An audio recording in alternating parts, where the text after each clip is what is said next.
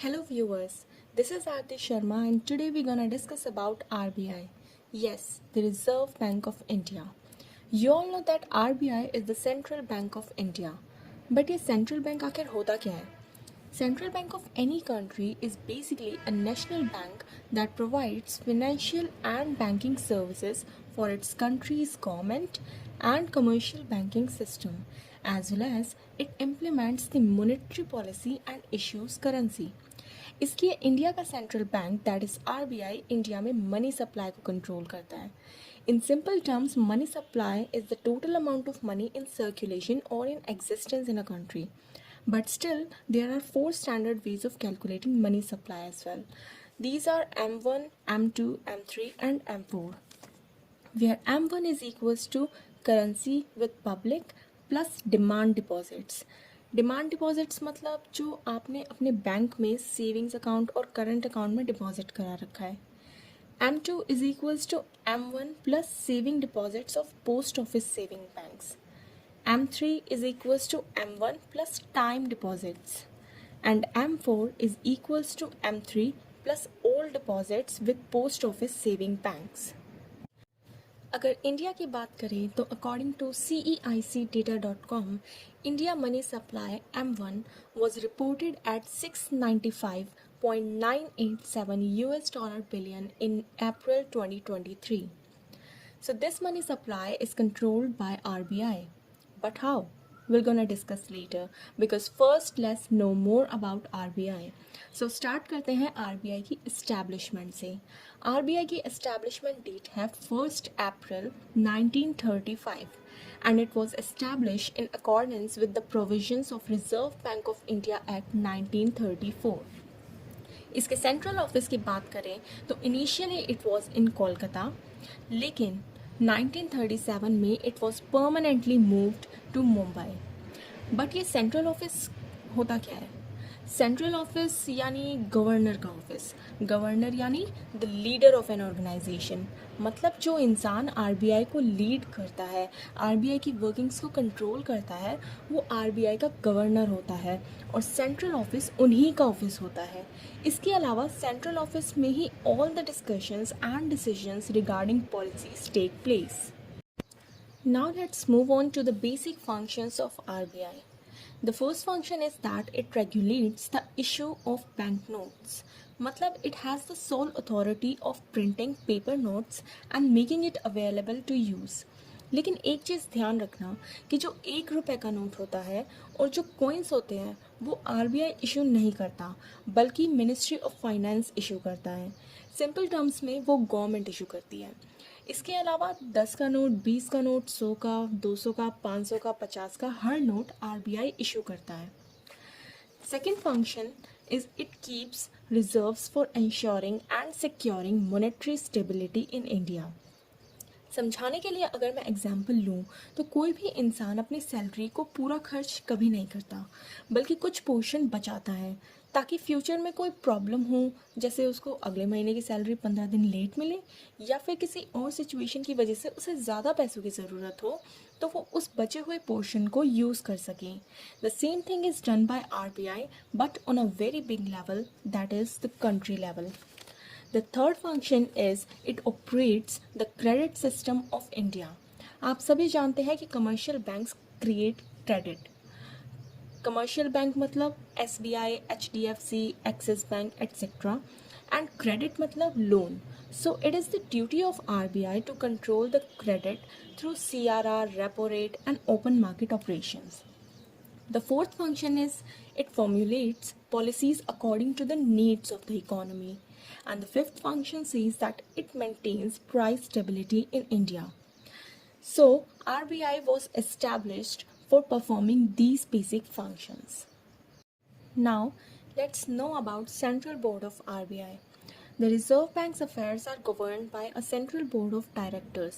मतलब central board के members ही RBI को रिप्रेजेंट करते हैं और इसके फंक्शंस को परफॉर्म करते हैं. इन मेंबर्स को गवर्नमेंट ऑफ इंडिया अपॉइंट करती है for the period of 4 years. Central board को थोड़ा इलेबोरेट करें तो इसमें ऑफिशियल डायरेक्टर्स होते हैं और नॉन ऑफिशियल डायरेक्टर्स होते हैं। According to constitution official directors में इंक्लूडेड होते हैं एक governor and maximum 4 deputy governor. Maximum मतलब 4 से ज़्यादा डिप्टी गवर्नर अपॉइंट नहीं हो सकते। नॉन ऑफिशियल डायरेक्टर्स की बात करें तो इसमें 2 government officials and 10 directors from various fields are nominated by the government. Apart from it, 4 directors are also appointed, one from each local board. Basically 4 local boards होते हैं, western area, eastern area, northern area and southern area. हर एक local board में 5 members होते हैं। Appointment as usual done by the government and members का tenure 4 years का होता है। सवाल ये आता है कि लोकल बोर्ड्स आखिर होते क्यों हैं? तो लोकल बोर्ड्स के भी अपने कुछ फंक्शंस होते हैं। लाइक फर्स्ट है, ये सेंट्रल बोर्ड को लोकल मैटर्स के ऊपर एडवाइस करने का काम करते हैं। सेकंड इज़ लोकल बोर्ड अपने एरिया के local cooperatives and indigenous banks के ज्योग्राफिकल एंड इकोनॉमिक इंटरेस्ट को भी रिप्रेजेंट करते हैं। Apart from it, central board जो भी काम लोकल बोर्ड्स को सौंपता है वो लोकल बोर्ड को करना होता है। So now here is the list of Central Board of Directors. You can easily access it on the official website of RBI. Now finally let's see the main functions of RBI. The basic functions which I told you earlier were just the preamble of RBI. I mean basic functions showed that why RBI was established. But now let's discuss the main functions of RBI in detail. So the first function is it acts as a monetary authority. It means it formulates, implements and monitors the monetary policy. Monetary policy यानी money related policy which controls the money supply in our economy. According to the needs of economy, RBI को money supply बढ़ानी या कम करनी पड़ती है। इसके according monetary policy 2 तरह की होती है, एक expansionary policy and contractionary policy. Expansionary policy money supply को इंक्रीज करती है और कॉन्ट्रैक्शनरी पॉलिसी मनी सप्लाई को डिक्रीज करती है। So look at the instruments of monetary policy जिनसे मनी सप्लाई कंट्रोल होती है। The first instrument is reserve requirement.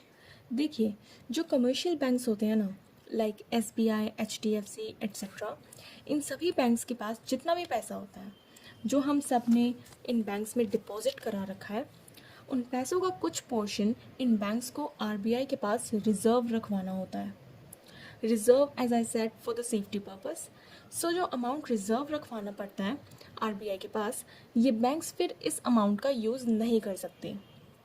और ये रिजर्व कितना रखना पड़ेगा ये RBI ही डिसाइड करता है।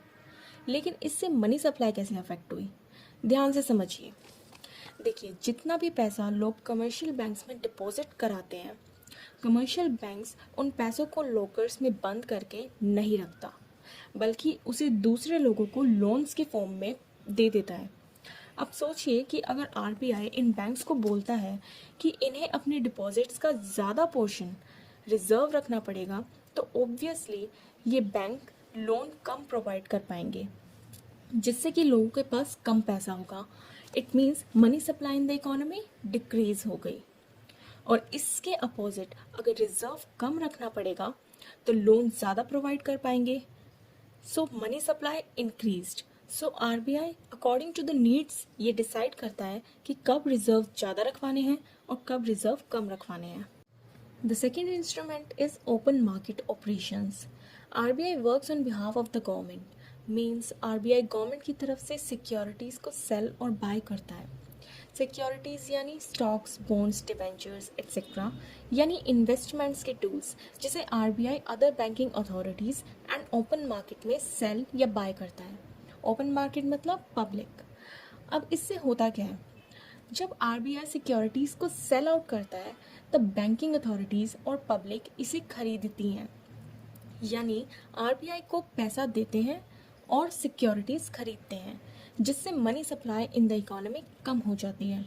क्योंकि जितने में सिक्योरिटीज़ बिकी उतना पैसा इकोनॉमी से निकलकर यानी पब्लिक के पास से निकलकर RBI के पास चला जाता है, तो मनी सप्लाई कम हो जाती है। अब इससे ऑपोजिट अगर RBI सिक्योरिटीज़ को ओपन मार्केट में ख़रीदता है तो बदले में पैसा देता है। सो पब्लिक के पास पैसा ज़्यादा हो जाता है, therefore money supply increased. The third instrument is interest rates. जैसे कमर्शियल बैंक्स हमें लोन प्रोवाइड करते हैं, like home loan, car loan etcetera, वैसे ही आरबीआई कमर्शियल बैंक्स को लोन प्रोवाइड करता है। लाइक हमें जब पैसों की ज़रूरत होती है तो हम कमर्शियल बैंक से लोन लेते हैं, वैसे ही कमर्शियल बैंक्स को पैसों की ज़रूरत होती है तो वो आरबीआई से लोन लेता है। अब आप सभी को पता होगा कि लोन पे इंटरेस्ट चार्ज किया जाता है, तो आरबीआई जब इस इंटरेस्ट रेट को बढ़ा देता है तो कमर्शियल बैंक्स लोन लेना कम पसंद करते हैं, और तो और कमर्शियल बैंक्स जो पब्लिक को लोन प्रोवाइड करते हैं उनका भी वो इंटरेस्ट इंक्रीज़ कर देते हैं, ताकि वो आसानी से अपना लोन जो उन्होंने आरबीआई से लिया है उसे भी ब्याज समेत यानी विद इंटरेस्ट रीपे कर सकें। इसलिए इंटरेस्ट इंक्रीज होने से कमर्शियल बैंक्स भी कम लोन लेंगे, प्लस इंटरेस्ट बढ़ने से पब्लिक भी कम लोन लेगी, तो ऑटोमेटिकली मनी सप्लाई डिक्रीज हो जाएगी। इससे विपरीत अगर आरबीआई इंटरेस्ट रेट कम कर देता है तो कमर्शियल बैंक ज़्यादा लोन लेना पसंद करेंगे, प्लस वो कम इंटरेस्ट पे फर्दर पब्लिक को भी लोन प्रोवाइड करते हैं, जिससे पब्लिक भी आसानी से लोन ले पाती है। इससे इकोनॉमी मनी सप्लाई इंक्रीज हो जाता है। Now the fourth instrument of monetary policy is selective credit control. This method includes some techniques which regulates the credit that is loan taken by people for specific purposes or economic activities. It means RBI commercial banks पे कुछ restrictions लगा देता है according to the priority of the nation, so that commercial banks उन priority sections को ज़्यादा loan provide करें for the purpose of growth. इसके लिए आरबीआई कमर्शियल बैंक्स को गाइडेंस दे सकता है कि उन्हें किन इकोनॉमिक सेक्टर्स के लिए ज़्यादा लोन प्रोवाइड करना है, और तो और आरबीआई कमर्शियल बैंक्स पे रिस्ट्रिक्शंस भी लगा सकता है कि बैंक्स को कुछ पर्टिकुलर वीकर सेक्शंस को कम इंटरेस्ट रेट पे लोन प्रोवाइड करना पड़ेगा। So these four instruments of monetary policy regulates the money supply in the economy. Money supply को कंट्रोल करने का पर्पस होता है इकोनॉमी में प्राइस स्टेबिलिटी को मेंटेन करना। मतलब आरबीआई का पर्पस होता है कि इकोनॉमी में ना ही बहुत ज़्यादा महंगाई हो और ना ही प्राइसेस बहुत ज़्यादा डाउन हो। फॉर एग्जांपल, अगर इकोनॉमी में बहुत ज़्यादा इन्फ्लेशन है यानी प्राइसेस हाई हैं तो आरबीआई मनी सप्लाई को डिक्रीज़ करता है, सो दैट लोगों के हाथ में कम पैसा हो, जिससे कि उनके डिमांड कम हो जाए, और जब डिमांड कम होती है तो प्राइसेस खुद ब खुद डाउन आ जाते हैं। इससे उल्टा अगर इकोनॉमी में प्राइसेस बहुत ज़्यादा डाउन हैं तो आरबीआई मनी सप्लाई इंक्रीज़ करता है, so that people have more money in their hands which increases the demand in the economy, as a result of which prices बढ़ जाते हैं इकोनॉमी में। Now, the second main function of RBI is RBI acts as a regulator and supervisor of financial system. It basically prescribes broad parameters of banking operations within which the country's banking system and financial system functions. देखिए, India में जितने भी banks और financial institutions हैं उनके ऊपर एक supervisor होना ज़रूरी है, ताकि ये बैंक्स या फाइनेंशियल इंस्टीट्यूशंस अपने अपने प्रॉफिट के लिए पब्लिक को स्पॉइल ना करें। जब आरबीआई बैंक्स और फाइनेंशियल इंस्टीट्यूशंस को रेगुलेट करता है तब कोई भी बैंक या फाइनेंशियल इंस्टीट्यूशन रूल्स से बाहर काम नहीं कर सकता। इससे बेसिकली पब्लिक का इंटरेस्ट सिक्योर रहता है, उन्हें अपने देश के बैंक्स और फाइनेंशियल इंस्टीट्यूशंस पर ट्रस्ट रहता है, फिर लोग सिक्योरिटी के साथ फिनेंशियल एक्टिविटीज़ कर पाते हैं। लाइक जब लोगों को फिनेंशियल सिस्टम पर ट्रस्ट होगा तभी तो वो सेफ फील करेंगे अपना पैसा बैंक्स के पास डिपॉजिट कराने में और लोन्स लेने में, as well as financial transactions करने में। The third main function is RBI acts as a manager of foreign exchange. RBI foreign exchange management act 1999 को मैनेज करता है।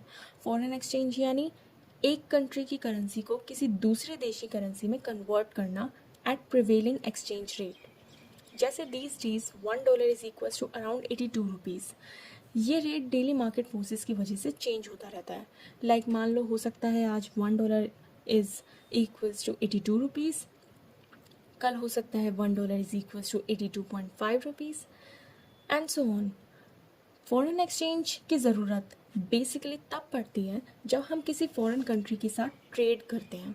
ट्रेड यानी कुछ खरीदना बेचना। जब ट्रेड करते हैं या किसी तरह की पेमेंट होती है दो कंट्रीज़ के बीच, तो करेंसी को कन्वर्ट करना पड़ता है। अब करेंसी कन्वर्जन जैसा बड़ा काम पूरी सिक्योरिटी, रूल्स एंड रेगुलेशंस के अंडर होना चाहिए, तो इसे मैनेजर करने वाली भी एक अथॉरिटी होनी चाहिए। इसलिए इंडिया में आरबीआई ही फॉरेन एक्सचेंज मार्केट को रेगुलेट एंड मेंटेन करता है। Now, the fourth main function is RBI is the issuer of currency. As we have already discussed in basic functions of RBI that RBI currency को issue करता है, that is paper notes को print करने की और उसे economy में circulation में लाने का काम RBI ही करता है। इसके अलावा जो 1 रुपये note and coins ministry of finance mint करती है, उसे भी RBI पब्लिक में सर्कुलेशन में लाने का काम करता है। इसलिए पब्लिक को adequate quantity of supplies of currency notes and coins मिलती है, जिससे वो ट्रांजैक्शंस करते हैं। The fifth function of RBI is the development role. Basically RBI काफ़ी सारी प्रमोशनल एंड डेवलपमेंट एक्टिविटीज़ करता है इंडिया के लिए, like it provides refinance facilities to banks and financial institutions, as well as it supports institutions like NABARD, that is National Bank for Agriculture and Rural Development, and SIDBI, that is Small Industries Development Bank of India. The sixth function is RBI acts as a regulator and supervisor of payment and settlement systems. You all are aware of the payments methods like cash में payment होती है, check से payment होती है, digital payments होती हैं. So it is the work of RBI that it introduces and upgrades safe and efficient modes of payment systems in the country to meet the requirements of the people at large. Therefore, RBI maintains the payment system in India. Now, the seventh function is that RBI is bankers to banks as well as Government of India. मतलब जैसे हमारे banks होते हैं commercial banks, वैसे ही banks और government का bank होता है आरबीआई। यानी आरबीआई गवर्नमेंट और कमर्शियल बैंक्स को काफ़ी सारी सर्विसेज प्रोवाइड करता है, उनके बैंक की तरह रोल प्ले करता है। जैसे RBI he commercial banks and government को मॉनेटरी सर्विसेज प्रोवाइड करता है, उनके अकाउंट्स मेंटेन करता है, उन्हें फिनेंशियल एडवाइसेस भी देता है, etcetera. So this was all about RBI. Hope you find it useful. Thank you for watching.